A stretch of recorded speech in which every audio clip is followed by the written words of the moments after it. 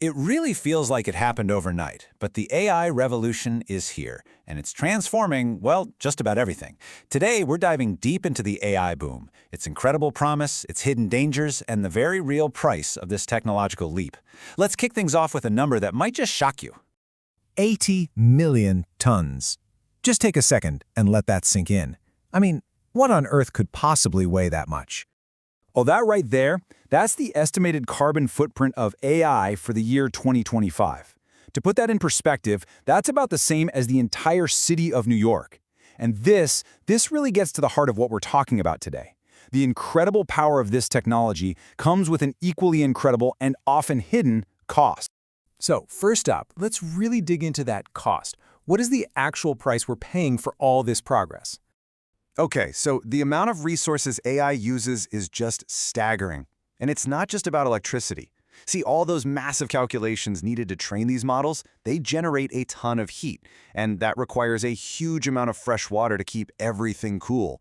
I mean, just look at this chart. Recent estimates are saying that AI's water usage now outstrips the entire global demand for bottled water. Think about that. These data centers powering the revolution are just unbelievably thirsty.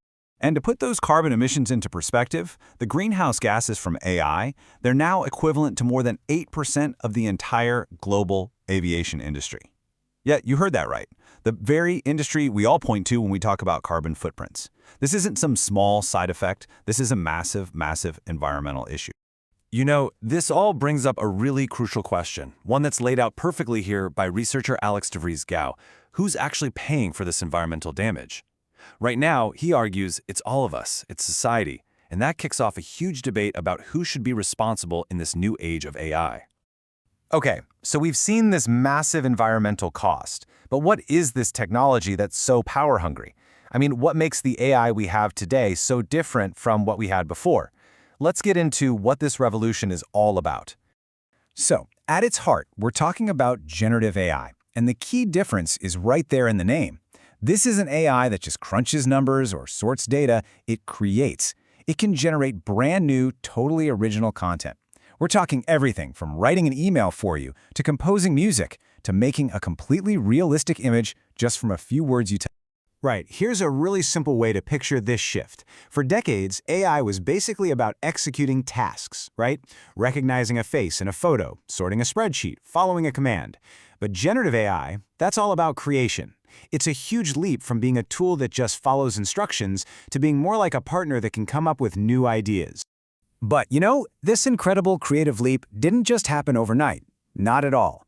The boom we're seeing right now is really standing on the shoulders of giants. It's the result of this long and honestly often frustrating journey that was just full of hype, disappointment, and then a few game-changing breakthroughs. And this timeline really shows you just how long that road has been. The dream started way back in 1950 with Alan Turing's famous test. By the 60s, everyone was super optimistic. But then reality set in, and we hit the first AI winter when progress just stopped. It really wasn't until computers got powerful enough, think milestones like Deep Blue beating the world chess champion, that things started to change. And then, two more key things happened.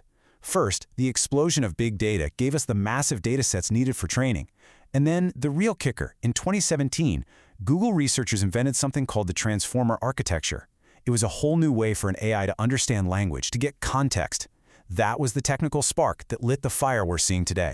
And you know, this quote from computer scientist Hans Moravec, written way back in 1976 during that first AI winter, was just so ahead of its time. He basically said that raw computing power was the missing piece. It's like an airplane. Below a certain amount of horsepower, it's just impossible to fly. AI was exactly the same. And well, we finally crossed that threshold. And crossing that threshold has unleashed this huge wave of both incredible promise and, well, some pretty serious peril. This technology is a true double-edged sword, and it's absolutely critical that we understand both sides of it. I mean, the promise is just staggering. AI can speed up scientific breakthroughs, like helping discover new drugs or creating super accurate climate models.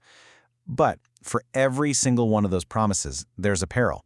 We've already talked about the environmental cost, but there's also the problem of models producing biased results, the huge potential for misinformation with things like deepfakes, and of course, the very real fear of jobs being replaced by technology.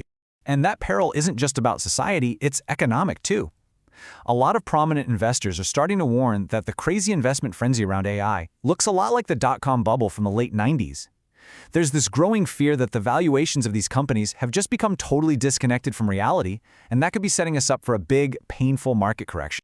So, where does all this leave us? We are, without a doubt, in a brand new era. And the next chapter is really going to be defined by how we deal with a few key and pretty tough challenges. If we want to move forward responsibly, it really boils down to tackling at least 3 huge issues. First up, explainability. We have to open up that black box and actually understand how these models are making their decisions. Second, safety. We've got to make sure these AI systems are aligned with our values and don't cause unintended harm. And third, sustainability. We have to figure out a way to deal with the massive energy and water costs we started with and find a greener way to power all this. Which brings us right back to our final thought. The power of artificial intelligence is growing exponentially. It's getting faster and smarter at a dizzying pace. And so the real question we have to ask ourselves, the one that really matters, is this. Is our wisdom keeping pace?